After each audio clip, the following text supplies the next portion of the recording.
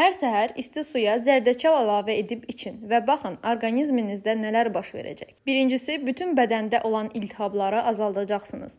Zərdəçalın, yəni sarı kökün əsas aktiv maddəsi olan kurkumin güclü iltihab əleyhinə vasitədir.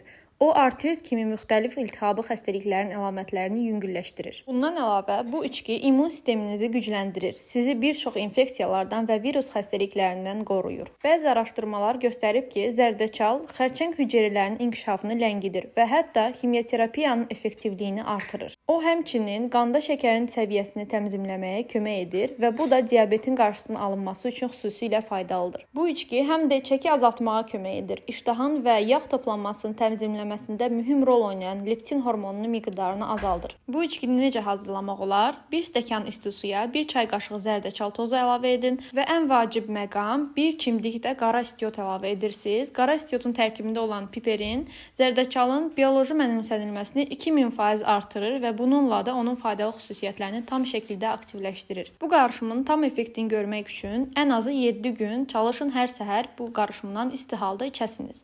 Səhifəyə abunə olmağı unutmayın, faydalı məlumatları qaçırmayasınız.